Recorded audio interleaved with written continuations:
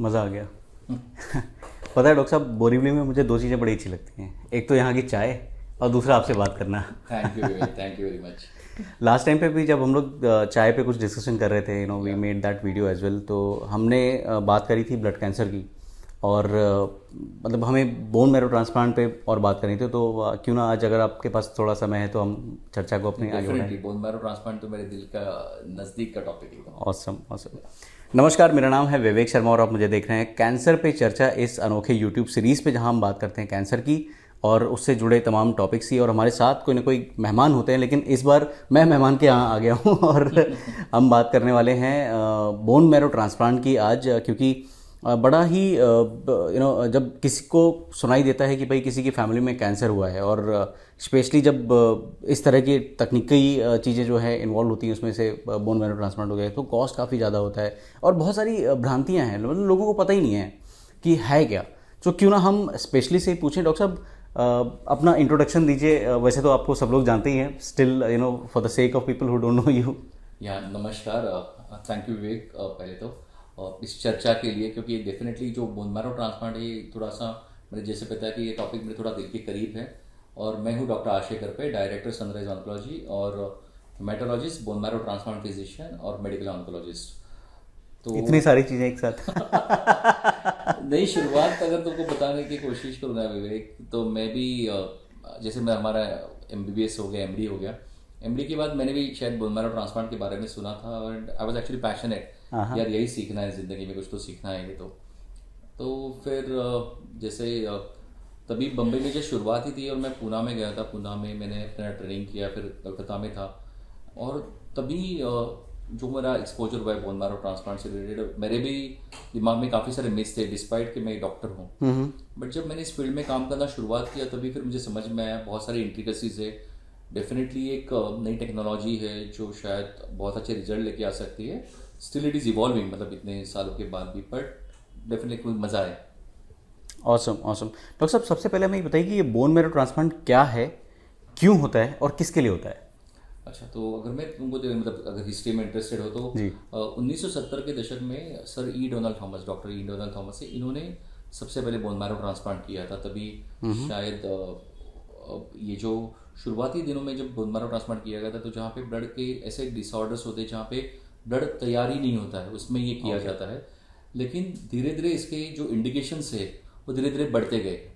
और अगर मैं भारत यानी इंडिया की बात करूँ तो यहाँ के दो बोन मैरो ट्रांसप्लांट हम लोग कहते हैं। सबसे पहले थे डॉक्टर मामन चंडी, जो हेड ऑफ द डिपार्टमेंट रहे क्रिश्चियन मेडिकल कॉलेज वेल्लोर के, he is one of the pioneer.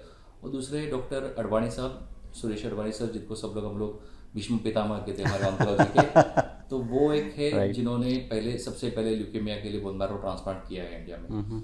तो बोन मैरो ट्रांसप्लांट जो ये होता है, ये ब्लड की बीमारियों में किया जाता है मेनली, जिससे हम लोग हिमेटोपोइटिक स्टेम सेल ट्रांसप्लांट भी कहते हैं। बट आपको बताना चाहूँगा कि बोन मैरो ट्रांसप्लांट ये ओल्ड टर्म है। अच्छा। अभी बोन मैरो ट्रांसप्लांट कोई नहीं करता, it is called as a stem cell transplant. Okay. तो क्या होता है कि जैसे कोई भी पेशी जो अपने बॉडी में तैयार होती है, उसकी एक मदर पेशी होती है, मतलब माँ जिससे कहते हैं हम लोग, जैसे तो इसको कहते हैं स्टेम सेल। ये स्टेम सेल जो होती है वो हर एक पेशी को जन्म देती है आगे चल के। तो जैसे हम लोग माँ के गर्भ में, मतलब पेट में होते हैं, जो भी गर्भ जो होता है, तो उसमें जो पेशी होती है वो किसी भी बॉडी की पेशी को जन्म दे सकती है। ओके। जैसे हम लोग बड़े होते जाते हैं तो ये जो स्टेम सेल्स होते हैं वो अलग अलग तरीके में क्लासीफाई होने लगते हैं, मतलब अलग अलग चीज़ों में मॉडिफाई होने लगते हैं। तो कुछ स्टेम सेल्स होते हैं सिर्फ ब्लड के पेशियों को जन्म देंगी, जो पेशियाँ होती है लीवर को जन्म देंगी, ऐसे अलग अलग होता है। ओके। तो ये जो होती है हेमेटोपोइटिक स्टेम सेल जो कहते हैं, जो बोन मैरो में पाई जाती है, ये ब्लड के निर्माण में सबसे ज़्यादा ज़रूरी होती है।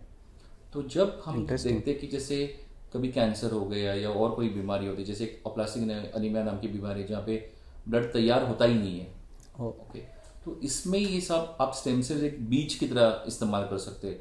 तो बोन मैरो ट्रांसप्लांट जो बाय एंड लार्ज यूज़ होता है, ये ब्लड रिलेटेड डिसऑर्डर्स में यूज होता है। काफ़ी सारे इनबॉर्न एरर्स ऑफ मेटाबॉलिज्म हम लोग कहते हैं, मतलब यहाँ पे क्या होता है कि बदन में कुछ अलग अलग एंजाइम्स या बायोकेमिकल प्रोसेसेस की कमी होती है, तो उसके लिए भी बोन मैरो ट्रांसप्लांट किया जाता है। इसके इंडिकेशंस तो काफ़ी वेरिड है, लेकिन आज के तारीख में जो सबसे इंपॉर्टेंट इंडिकेशंस है ये ब्लड रिलेटेड बीमारियों के लिए है। सो डॉक्टर साहब, जैसे आपने बताया कि काफ़ी वुड से गंभीर इतिहास रहा है इसका। और क्योंकि काम करने वाले बहुत कम, तो आई एम श्योर सेंटर्स भी काफ़ी कम होंगे। सो बोन मैरो ट्रांसप्लांट मुझे लगता है कि जितना अभी भी काफ़ी साईफाई है, और आपने बताया जैसे उसको HSCT आजकल बोलते हैं, हेमेटोपोइटिक स्टेम सेल ट्रांसप्लांटेशन। सो ये इसके लिए एलिजिबल कौन लोग होते हैं, और क्यों जो है ये बड़े मात्रा में नहीं होता है, जैसे आज कीमोथेरेपी इतने बड़े मात्रा में होने लगी है, या दूसरे ट्रांसप्लांट्स होने लगे हैं, अभी भी जो ये स्टेम सेल ट्रांसप्लांटेशन है अभी भी रिस्ट्रिक्टेड क्यों है? विवेक, देखो बात बताना चाहूँगा कि बोन मैरो ट्रांसप्लांट या स्टेम सेल ट्रांसप्लांट एक ही चीज़ नहीं है, इसमें काफ़ी सारे अलग अलग प्रकार आते हैं। तो सबसे पहले इसमें होते हैं ऑटोलॉगस, जिसमें आप खुद के लिए स्टेम सेल डोनर होते हो। अब ये जो है ये काफ़ी लिमिटेड चीज़ों के लिए होती है, जैसे हम लोग एक मल्टीपल माइलोमा नाम का ब्लड कैंसर होता है, या लिम्फोमा अगर वापस आ जाए तो उसके लिए होता है। तो इसमें क्या किया जाता है कि कुछ केमोथेरेपी देके पूरी बीमारी को कंट्रोल किया जाता है, फिर अपने ही अच्छे वाले स्टेम सेल्स हम लोग अलग से बाहर निकाल के स्टोर करते हैं, और उसके बाद में पेशेंट को बड़ी कीमोथेरेपी दी जाती है जब उसके सारे स्टेम सेल्स और सारी ब्लड के सेल्स डिस्ट्रॉय हो जाएंगे। और जो ये बैकअप में स्टेम सेल रहा है उनको वापस दिया जाता है, जैसे हम लोग एक कंप्यूटर की हार्ड डिस्क का बैकअप लेके फॉर्मेट करते हैं। राइट। तो सिमिलर प्रोसीजर होता है, it is called as autologous stem cell transplant. But इसकी जो उपलब्धि है बहुत लिमिटेड चीज़ों के लिए होती है, जैसे मल्टीपल माइलोमा है या लिम्फोमा है, या कभी कभी हम लोग कुछ ऑटो इम्यून डिसऑर्डर्स में भी इसका यूज़ करते हैं, बट काफ़ी मतलब इसमें इतना ज़्यादा यूज़ नहीं होता है। दूसरा होता है एलोजेनिक, जिसमें पेशेंट अलग और डोनर अलग। तो जैसे अभी हम लोग मान के चलते, देखिए हम लोग जब भी ब्लड ट्रांसफ्यूजन के लिए जाते हैं तो हम लोग पूछते ब्लड ग्रुप क्या है आपका, और गूगल से एप्पल में ट्रांसफर हो रहा है। तो ब्लड ग्रुप जब पूछते हैं तो जैसे अभी को भी बोलते मुझे A पॉजिटिव ग्रुप है, मेरा B है, मेरा O है या AB है। सो ये जब हम लोग देखते हैं, लेकिन ट्रांसप्लांट के ब्लड ग्रुप का मैच होना जरूरी नहीं है, ये थोड़ा सा अलग है। इसमें जो होता है अपने व्हाइट ब्लड सेल्स पे ग्रुप होता है जिसका नाम है ह्यूमन ल्यूकोसाइट एंटीजन HLA। तो इसका मैचिंग होना जरूरी होता है। तो इसमें अलग अलग 10 स्पॉट्स होते हैं, तो इसमें 10 से 10 पूरे अगर मैच हो रहे तो इसको हम लोग कहते हैं कंप्लीट HLA मैच ट्रांसप्लांट। लेकिन कंप्लीट मैच होने के लिए भाई बहन का होना जरूरी है, मतलब ये जो दिखाई देता है इसमें डोनर जो होते हैं भाई या बहन ही होते हैं, मतलब जिनके पेरेंट्स एलोजेनिक में। अच्छा। तो इसको कहते हैं complete HLA match sibling donor transplant. बहुत रेयर इंस्टेंसेस में पेरेंट्स और बच्चे मैच हो सकते हैं, बट उसकी पॉसिबिलिटी 10,000 में एक आध बार है। वो रेयर क्यों होता है डॉक्टर साहब? क्योंकि आया तो देखिए पेरेंट्स कैसे होता है कि जैसे ये HLA का जो सेट होता है, एक अपने मम्मी से आता है, एक अपने पापा से आता है।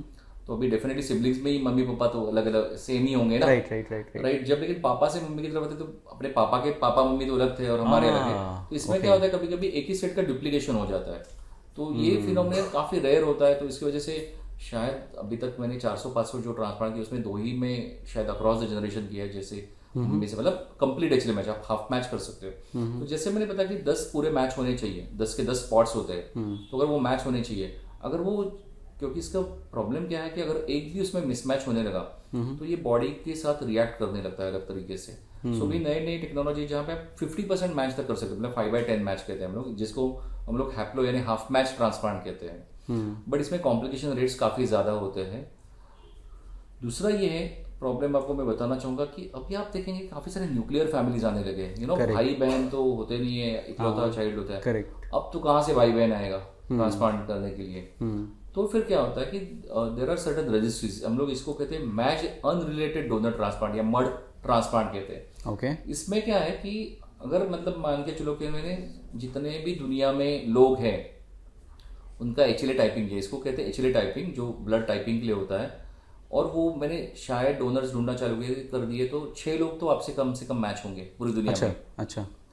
परंतु ऐसा है कि सारे वो 6 कौन लोग होंगे? हाँ वो तो है, बट प्रॉब्लम इसका क्या है कि अनलेस आप रजिस्ट्री में, तो इसमें क्या होता है जैसे ब्लड बैंक होती है वैसे there is a bone marrow donor registry होती है। तो NMDP करके है, या एक डच रजिस्ट्री है, और आप इंडिया की बात करेंगे तो वहाँ पे दात्री करके रजिस्ट्री है। तो इसमें जो लोग इच्छुक है कि मैं किसी की जान बचाना चाहता हूँ, जैसे ब्लड डोनेशन के लिए हम लोग जाते हैं, तो वही बोन मैरो ट्रांसप्लांट के लिए मैं अपनी स्टेम सेल दे सकता हूँ। और आपको मैं बताना चाहूंगा, जैसे मान के चलिए कि मैंने किसी को किडनी डोनेट कर दी, तो मेरी किडनी तो परमानेंटली लॉस हो जाती है, मैं एक ही किडनी के साथ रहता हूँ, या लीवर हो गया तो आधा लीवर देना पड़ता है। लेकिन बोन मैरो एक ब्लड डोनेशन जैसा प्रोसीजर है, और अभी तो बोन मैरो नहीं करूंगा मैं, स्टेम सेल ट्रांसप्लांट ही कहूंगा। तो स्टेम सेल डोनेशन जो है it is like a blood donation, जिसमें आपका तो कोई लॉस नहीं होता है, आपको कोई नुकसान भी नहीं होता है, और आप किसी की जान भी बचा सकते हो। तो ये डोनर से कैसे लेते हैं, मतलब सिर्फ इंजेक्शन में लेते हैं? नहीं, तो कैसे होता है कि स्टेम सेल का नॉर्मल घर है अपना बोन मैरो, अपने हड्डियों के अंदर वो मौजूद होती है। हर हड्डी के अंदर? हड्डी मतलब जो जो ब्लड बनाते हैं वो हड्डी। अच्छा अच्छा अच्छा तो अच्छा। नॉर्मली कैसे होता है कि जब हम लोग मतलब जब तक छोटा बच्चा चलता नहीं है तो ये लॉन्ग बोन्स यानी जो पैर के होते हैं हाथ के, वो भी बोन्स जो होते हैं ब्लड बनाने का प्रोसेस चालू रखते हैं। लेकिन जैसे हम लोग बड़े हो जाते हैं, खड़े रहने लगते हैं, अब प्रॉब्लम इसका क्या आ जाता है कि आप वजन लेना है, जो जो भी बोन्स है वो ब्लड बनाते हैं वो अंदर से थोड़े सॉफ्ट होते हैं। तो फ्लैट बोन्स, और ये फ्लैट बोन्स कौन से, जो अपना स्कल है या जो शोल्डर ब्लेड जैसे कहते हैं, या स्पाइन में स्पाइनस प्रोसेस होते हैं, या पेल्विस जो होता है, अभी ये सब बोन्स होते हैं वजन नहीं उठाते डायरेक्टली, मतलब बॉडी का वेट ट्रांसमिट नहीं होता है। correct. तो ये सारे जो फ्लैट बोन्स होते हैं ये ब्लड बनाने में सबसे ज्यादा इंपॉर्टेंट होते हैं, तो उसी में ये बोन मैरो पाया जाता है। तो ये स्टेम सेल का घर है ये। अच्छा। सो हम लोग एक इंजेक्शन देते हैं जिसका नाम है फिल्गैसिमिब ग्रोथ फैक्टर। तो ये क्या करता है कि ये स्टेम सेल और ये जो बोन मैरो होता है उसके बीच एक बॉन्ड होता है, उसको तोड़ देता है। तो जिसकी वजह से ये स्टेम सेल सब ब्लड में आ जाते हैं। ओके। तो ब्लड में आ जाते हैं, जैसे वो ब्लड में आ जाते हैं तो देयर आर मशीन्स जिनका नाम है सेल सेपरेटर। अब ये क्या करता है, इसमें कंप्यूटराइज प्रोग्राम होते हैं, जो आप सेल की आइडेंटिटी डाल दो तो उसी सेल्स को सिर्फ ब्लड से सेपरेट करता है, उसको एक बैग में जमा करता है और बाकी वो बचा हुआ ब्लड रिटर्न करता है। यही टेक्नोलॉजी हम लोग यूज करते हैं जब आप प्लेटलेट डोनेशन करते हो। सो आप प्लेटलेट को सेट करो तो सिर्फ वो प्लेटलेट कलेक्ट करेगा, आप स्टेम सेल को सेट कर दो तो स्टेम सेल, तो उसी तरह से स्टेम सेल कलेक्ट करते हैं। यही स्टेम सेल जो होते हैं हम लोग सेपरेट करते हैं। नॉर्मली इनका जो लाइफ स्पैन होता है, अगर मैं 2 to 8 डिग्री में रखूँ तो 2 से 3 दिन ही होता है। अच्छा। सिर्फ मतलब आप उतना ही रख सकते हो। लेकिन अब नए नए टेक्नोलॉजीज है जिसमें हम लोग क्रायो प्रिजर्वेशन कहते हैं। अगर आप लिक्विड नाइट्रोजन में मतलब -190 पे रखो तो ये करीबन 100 साल तक भी प्रिजर्व किए जा सकते हैं।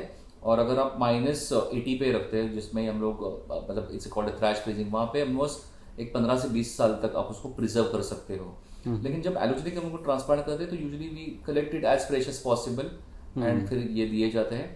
और इसमें कैसा है कि ट्रांसप्लांट मतलब लोग सोचते हैं कि कोई ऑपरेशन होगा, इसमें कोई ऑपरेशन इन्वॉल्व नहीं होता है। हाँ, मैं आपसे पूछने ही वाला था कि तो जैसे कि मैंने एक पेशेंट है, एक डोनर है, तो हम एक जर्नी डॉक्टर साहब बता दीजिए कि जैसे मान लीजिए कि कोई पेशेंट आया, कैसे आप उसको सस्पेक्ट करते हैं कि इसका ट्रांसप्लांट होना चाहिए, कैसे आप उसकी इवैल्यूएशन करते हैं, कैसे उसको एडमिट करते हैं, एडमिट करने के बाद क्या करते हैं, और कैसे वो पेशेंट जो है डिस्चार्ज होकर, मतलब एक जर्नी अगर बता देंगे तो शायद बहुत लोगों को एक पर्सपेक्टिव मिल जाएगा। सो जैसे मैंने भी थोड़ी देर पहले बताया था कि जैसे ये ब्लड बोन मैरो ट्रांसप्लांट या स्टेम सेल ट्रांसप्लांट जो होता है, या इधर most of the times blood cancer patients में किया जाता है, या कुछ बीमारियां ऐसी है कि जहाँ पे ब्लड तैयार नहीं होता है या ब्लड डिफेक्टिव तैयार होता है, काफ़ी सारी चीज़ें हैं। तो जब मान के चले मेरे पास एक पेशेंट है जिसे ब्लड कैंसर का है, so most of the times ये हाई रिस्क ब्लड कैंसर जो होते हैं, जो सिर्फ केमोथेरेपी से ठीक नहीं हो सकते, या तो कैंसर शुरुआती ट्रीटमेंट के बाद वापस आ गए उसमें किया जाता है। अच्छा। तो जैसे कोई भी मेरे पास पेशेंट आता है तो पहले उसे अच्छी तरह कीमोथेरेपी दी जाती है जिससे उसके सारे कैंसर सेल सब चले जाए। मतलब ये ऐसा ही है कि आपको एक फसल डालनी है तो वहां पे तना नहीं होना चाहिए कुछ भी, तो उसको पूरा क्लियर कर दो, मतलब एक सॉइल फर्टाइल जो होती है उसको क्रिएट करो पहले। राइट। फिर क्या होता है कि जैसे तो ये अस्पताल में एडमिट करके करते हैं? हाँ, मतलब ये जो केमोथेरेपी होती है एडमिट करके की जाती है।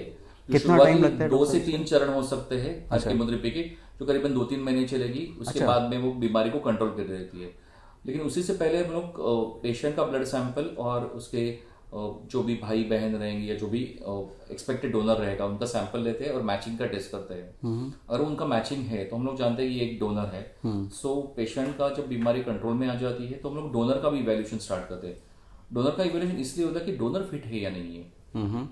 तो जैसे कि नॉर्मल जो ट्रांसप्लांट होते हैं उसके काफी सारे मेडिको लीगल प्रोसेसेस होते हैं, वही बोन मैरो ट्रांसप्लांट होता है ये ब्लड डोनेशन के अंडर आता है, मतलब जब ब्लड ट्रांसफ्यूजन जैसे होता है। Okay. तो इसके सारे जो नॉर्म्स है ब्लड ट्रांसफ्यूजन के जैसे, सो अगर डोनर एक्सपेक्टेड होता है तो एटलीस्ट वो 60 साल से नीचे तो होना चाहिए, उसे कोई बड़ी बीमारी जैसे हार्ट अटैक आके गया या ऐसे कुछ बड़ी बीमारियां नहीं होनी चाहिए, या पास ऑफ कैंसर नहीं होनी चाहिए। तो जब डोनर की फिटनेस लेवल हम लोग असेस करते हैं तो पहले हम लोग देखते हैं कि डोनर फिट है या नहीं है। एक बार जो जैसे डोनर फिट है ऐसे पता चला तो फिर कैसे होता है कि पूरी तरह से बीमारी कंट्रोल में आ गई है। अब बीमारी कंट्रोल में जैसे आ तो चुकी है, लेकिन अपने को अभी बोन मैरो ट्रांसप्लांट का जो प्रोसीजर करना है तो उसमें क्या होता है, पेशेंट और डोनर दोनों को ही एडमिट किया जाता है। ओके। तो पेशेंट जो होता है वो एक हिपा फिल्टर रूम में एडमिट होता है जहाँ पे आपकी एयर भी फिल्टर होके आती है। मतलब वहाँ पे एक पॉजिटिव प्रेशर वेंटिलेशन हम लोग कहते हैं, मतलब वहाँ पे जो एयर होती है मल्टीपल टाइम्स फिल्टर होके आती है, क्योंकि बोन मैरो ट्रांसप्लांट की जो शुरुआती चरण होता है उसमें पेशेंट के WBC जो होते हैं या प्रतिकार शक्ति पूरी तरह से 0 हो गई होती है, तो वो किसी इन्फेक्शन बहुत का जल्दी शिकार हो सकता है। तो उनको एडमिट किया जाता है। तो एक साइड पे पेशेंट को बड़ी कीमोथेरेपी चालू हो जाती है जो उसका पूरा बोन मैरो डिस्ट्रॉय कर देती है, मतलब उसके जो स्टेम सेल्स है, क्योंकि क्या जो अपने को नए स्टेम सेल आनी है उनके लिए एक जगह बनानी है, we wanted to create a niche for them, तो वो होता है। दूसरी तरफ जो डोनर होता है उसको फिल्गैसिम का इंजेक्शन सुबह शाम दिया जाता है, जिसके उसके सब स्टेम सेल्स ब्लड में उतर आते हैं। तो जैसे 4 दिन हो गए, 5वें दिन पे जो होता है सेल सेपरेटर को कनेक्ट करते हैं डोनर को, और हमारे स्टेम सेल्स हम लोग कलेक्ट कर लेते हैं। अब इस स्टेम सेल का डोज बहुत इंपॉर्टेंट होता है, वो एडिक्वेट होना चाहिए। मतलब समझो अगर मैंने अभी जो बोन मैरो पेशेंट्स का पूरा तरह से नष्ट हो गया, अब नया हम लोग जो स्टेम सेल्स बीज डालने वाले हैं उसमें, तो एक डोज होता है 3 × 10⁻⁸ हम लोग 8 कहते हैं पर केजी बॉडी वेट, इतना तो होना ही चाहिए। स्टेम सेल की अगर बात करें 2 × 10⁻⁶ CD34 पॉजिटिव, मतलब उसके ऊपर एक सिग्नल होता है, इतने सेल्स तो पर KG body weight of patient होने ही चाहिए। तो जैसे मैंने बताया कि केमोथेरेपी पेशेंट को दे दी है, पूरी तरह से बोन मैरो नष्ट हो गया, जिस दिन आखिरी डोज हो जाता है उसके 24 घंटे के बाद में जो डोनर से सेपरेट किए हुए स्टेम सेल से ब्लड ट्रांसफ्यूजन की तरह दिए जाते हैं। अच्छा, तो मतलब ये ऐसा होता है फिल्मों में जैसे दिखाते हैं इधर से खून आ रहा है इधर जा रहा है? अच्छा, ऐसा तो बिल्कुल नहीं होता है। ओके।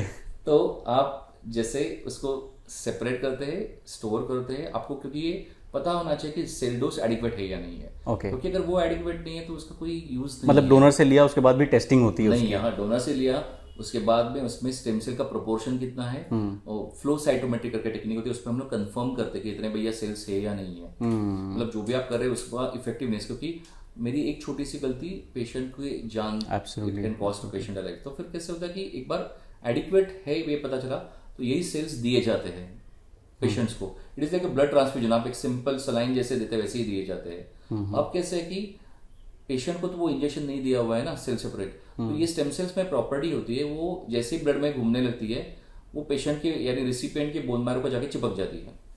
अच्छा। और फिर अपना ब्लड बनाने का काम धीरे धीरे शुरुआत कर देती है।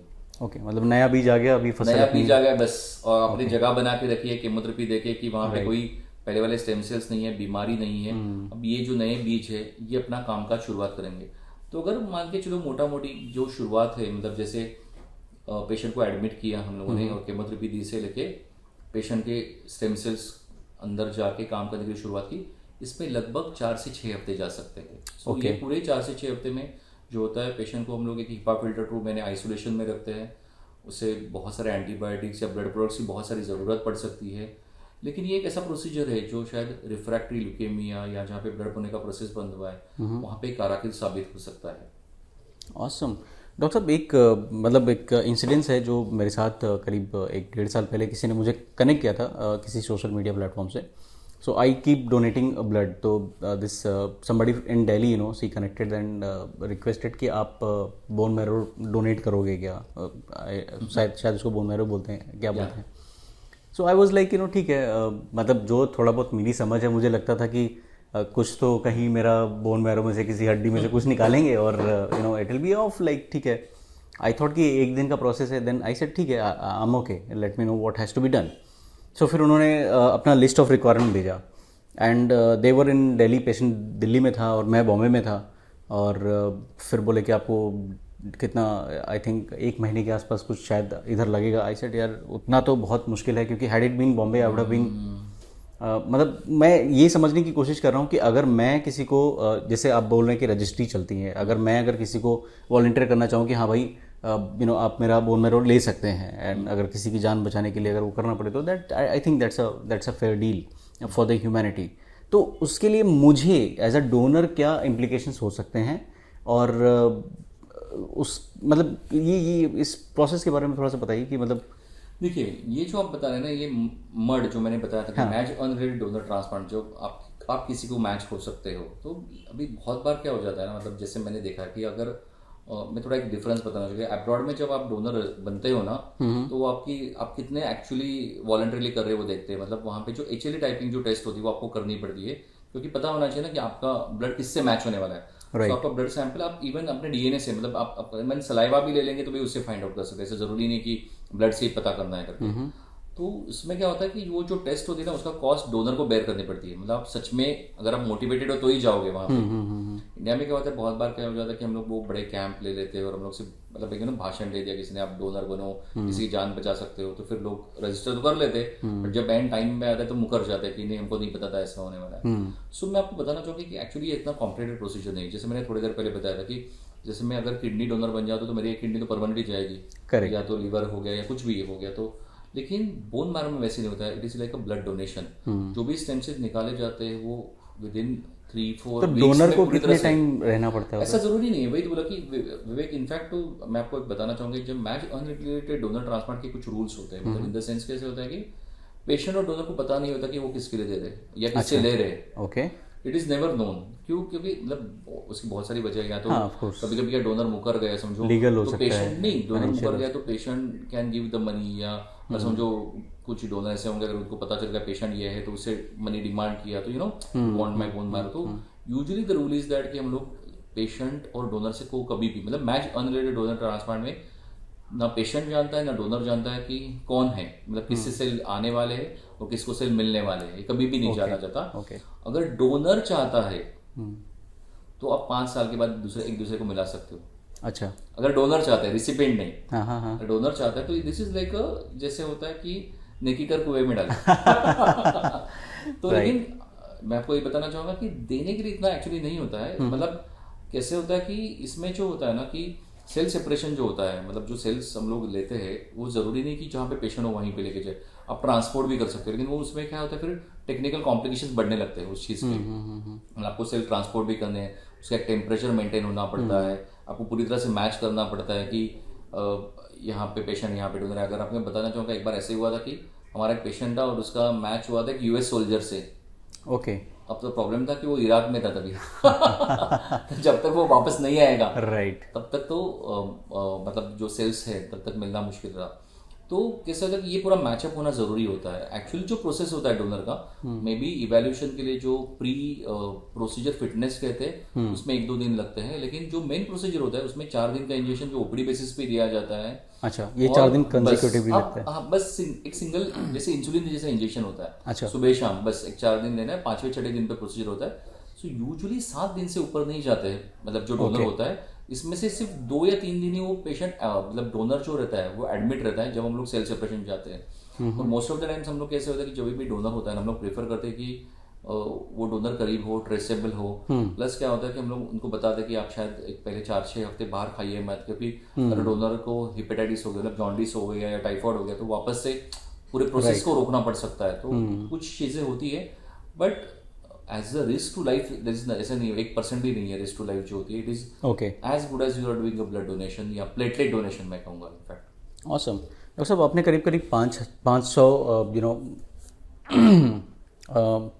डॉक्टर साहब आपने करीब करीब 500 से ज़्यादा जो है हेमेटोस्पोइटिक स्टेम सेल ट्रांसप्लांट, मतलब it's difficult to pronounce also for layman, मतलब अगर हम बीएमटी के उसमें देखें तो ये करे हैं। और कितना कारगर होता है, कितना इफेक्टिव होता है ये? जैसे आपने बताया कि 2 टाइप के होते हैं, एक ऑटोलोगस होता है, एक एलोजेनिक होता है, तो क्या इन दोनों में सक्सेस रेट अलग अलग होते हैं और कितना कॉस्टली होता है ये? सो ऑटोलोगस की मैं पहले बात करूँगा तो ऑटोलोगस में कॉम्प्लिकेशन बहुत कम हो जाते हैं, मतलब 1-2% भी नहीं होते। मतलब भगवान की दया से अभी तक जितने ऑटोलोगस की किसी की भी डेथ वगैरह नहीं हुई है अभी तक, टच वुड। बट कैसे होता है कि ऑटोलोगस ट्रांसप्लांट के औसतम खर्चा जो होता है 8 से 10 लाख के करीब होता है। अच्छा। जो और इसमें एक्चुअली क्या होता है, मेन खर्चा जो होता है बहुत सारे एंटीबायोटिक्स लगते हैं, ब्लड प्रोडक्ट्स लगते हैं, और जो रूम हिपा फिल्टर होते हैं, they are all are expensive, तो वो उसकी वजह से होता है। अगर मैं एलोजेनिक ट्रांसप्लांट के बारे में बात करूँ तो एलोजेनिक ट्रांसप्लांट जो होता है आप क्या इंडिकेशन के लिए कर रहे हो उसके ऊपर में उसका सक्सेस रेट होता है। जैसे अप्लास्टिक एनीमिया नाम की बीमारी जहाँ पे ब्लड बनने की प्रोसीजर बंद है, वहाँ पे इसका सक्सेस रेट 70 to 80% है। अच्छा। While acute Mylar leukaemia, refractory leukaemia होता है, वहाँ पे इसका मोटा मोटी सक्सेस रेट जो होता है 40 से 60% के बीच में होता है, डिपेंडिंग की पेशेंट की जनरल कंडीशन क्या थी, कैसे थी। अब कैसे कि ट्रांसप्लांट करने के लिए इट्स वन ऑफ द, मैं क्या बताऊंगा कि बहुत ही ज़्यादा एक स्ट्रॉन्ग ट्रीटमेंट है जो जिसमें पेशेंट की जनरल कंडीशन अच्छी होना बहुत ज़्यादा ज़रूरी है, मतलब उसके ऑर्गन फंक्शन है या जो भी है, क्योंकि काफ़ी स्टॉर्मी कोर्स रहता है जब हम लोग ट्रांसप्लांट करते हैं। Right. So age is the most important criteria, मतलब मोस्ट ऑफ द टाइम 60-65 से ऊपर हम लोग एलोजेनिक ट्रांसप्लांट तो मना कर देते हैं। अब्रॉड जाओ तो 75 तक भी वो लोग करते हैं, बट शायद उनका थोड़ा कॉन्स्टिट्यूशन, बॉडी कॉन्स्टिट्यूशन थोड़ा डिफरेंट होता है अपने से, they are I think more fitter than us may be sometimes. वो एक है। और दूसरा है कि उसमें जैसे मैंने बताया कि कंप्लीट मैच है, मतलब सिबलिंग डोनर अगर मैं ट्रांसप्लांट कर रहा हूँ तो यूजुअली 15 से 20 लाख तक उसकी कॉस्टिंग आती है। अगर मैं हाफ मैच करूँ जहाँ पे मुझे ना कोई डोनर मिल रहा है बाहर और फैमिली में भी कोई कंप्लीट मैच नहीं, तो हाफ मैच डोने जहाँ पे किया जाए तो it can cost around 30 to 35 lakhs। और मर्ड जो ट्रांसप्लांट जो कहते हैं मैच अनरिलेटेड डोनर ट्रांसप्लांट, ये आपका डोनर कहाँ से इसके ऊपर निर्भर करता है, मतलब कॉस्टिंग जो होती है। समझो आपका डोनर इंडिया में ही मिल गया आपको, जैसे दाखिल रजिस्ट्री है, तो ये 5-6 लाख एडिशनल जो है आपका एलोजेनिक में तो 30-35 लाख तक हो सकता है। लेकिन कभी कभी डोनर अब्रॉड से होता है, तो फिर क्या होता है कि जो भी समझो डोनर यूएस से है तो वहाँ पे उसके सेल सेपरेट किए जाएंगे, फिर वहाँ से सेल लाए जाएंगे लॉजिस्टिकली, ये सारे कॉस्ट पेशेंट को बेयर करने पड़ते हैं। तो वहाँ पे ये कॉस्टिंग ऑलमोस्ट 50 लाख तक जा सकती है। बहुत मज़ा आया डॉक्टर साहब आपसे बात करके, और बहुत कुछ सीखने मिला बोन मैरो या स्टेम सेल ट्रांसप्लांट के बारे में। मुझे एक और सवाल है मेरा लास्ट में, वो ये है कि वो क्या पैरामीटर होते हैं जो अब आप डिसाइड करते हैं कि भाई ये पेशेंट, जैसे मान लीजिए कि 50% मैच है, मतलब इट्स लाइक मतलब बहुत, कोई तो बहुत तकलीफ में होगा या कोई बहुत लाइक डेस्परेट है, तो वो किस टाइप की बीमारियां होती हैं, किस टाइप के लोग होते हैं जहाँ आपको लगता है कि ये रिस्क लेना चाहिए? तो डिफरेंटली जैसे मैंने बताया कि जैसे भी ल्यूकेमियाज हो गए जहाँ पे रिलैप्स या रिफ्रैक्टरी ल्यूकेमिया कहते हैं, जहाँ पे हम लोग कन्वेंशनल केमोथेरेपी दे रहे हैं। अब मैं जानता हूँ कि ये केमोथेरेपी कुछ काम नहीं करने वाली है, या आज काम करेगी लेकिन ये बीमारी तो ज़्यादा दिन रुकने वाली नहीं, वापस आ जाएगी। तो ऐसा सिचुएशन होता है जब मुझे ना कोई फैमिली डोनर मिल रहा है ना मैच अनरिलेटेड डोनर मिल रहा है, तो मैं हाफ मैच ट्रांसप्लांट कर लेता हूँ। कुछ बीमारियाँ जैसे इवन प्लास्टिक एनीमिया वगैरह है, वहाँ पे हम लोग एक्चुअली अल्टरनेटिव ट्रीटमेंट जैसे अवेलेबल है, जैसे एटीजी है, साइक्लोस्पोरिन है, मतलब कुछ दवाइयाँ अवेलेबल है, उनको पहले ट्राई कर लेते हैं। अगर वो फेल हो गए तो भी फिर हम लोग कहते हैं कि नहीं भाई अभी ये दवाई तो काम नहीं कर रही है। तो लेकिन आपको मैं बताना चाहूँगा कि जैसे मैं स्टूडेंट था, मतलब एक 15-16 साल पहले, और अभी आज के तारीख में there is so much of a difference. मतलब ये जो टेक्नोलॉजी है इवॉल्व हो रही है। मतलब एक सबसे इम्पोर्टेंट बात बताना चाहूँगी, जब जिनसे मैंने सीखा है, मतलब डॉक्टर मामान चंडी सर, तो वो हमेशा कहते थे कि मतलब क्या होता है कि ट्रांसप्लांट ल्यूकीमिया में क्यों करते हैं समझ लीजिए, तो फिर वो समझ में आएगा बात। कैंसर क्यों होता है? कैंसर इसलिए होता है कि मेरे बॉडी में कुछ इम्यून सिस्टम के सेल्स होते हैं जिन्होंने ये आइडेंटिफाई करना होता है कि कैंसर की सेल है या एबनॉर्मल सेल है, उसको मार देना होता है। राइट। जब ये सेल्स इस इम्यून सिस्टम से एस्केप हो जाते हैं, हम लोग कहते हैं, तभी कैंसर डेवलप होता है। और एक लेवल से ऊपर जाने के बाद ये इम्यून सिस्टम के सेल्स कुछ कर नहीं पाते हैं। सो हम लोग सोचते हैं कि कैंसर ये आपका फेलियर ऑफ इम्यून सिस्टम है। ओके। तो ट्रांसप्लांट के जरिए हम लोग नई इम्यून सिस्टम लेके आते हैं। तो मतलब जब आप स्टेम सेल लेते हो तो ऐसा नहीं होता कि आपका हीमोग्लोबिन अलग ये बनेगा और ये, तो जो भी सारी चीज सिस्टम में पूरी तरह से वो आएगी अंदर। तो जब वो सिस्टम आती है तो इसके साथ इम्यून सिस्टम के सेल्स भी आने लगते हैं। अब कैसे है कि ये इम्यून सिस्टम के सेल्स ही जो होते हैं ये बचे हुए कैंसर सेल्स को वाइप आउट कर देंगे, जो आपके आफ्टर केमोथेरेपी बचे हुए। तो इसको हम लोग कहते हैं graft versus leukaemia effect. Okay. मतलब ग्राफ्ट जो आपने डाला है वो ल्यूकेमिया को मारते हुए जाएगा। ये इस प्रीमाइसिस पे होता है कि ये जो नई इम्यून सिस्टम के सेल होगी उसने तो कभी देखा ही नहीं है, तो ये तो उसके एस्केप नहीं हो पाएंगे। अब प्रॉब्लम इसमें क्या होता है कि इन सेल्स ने ये बॉडी भी नहीं देखी होती है।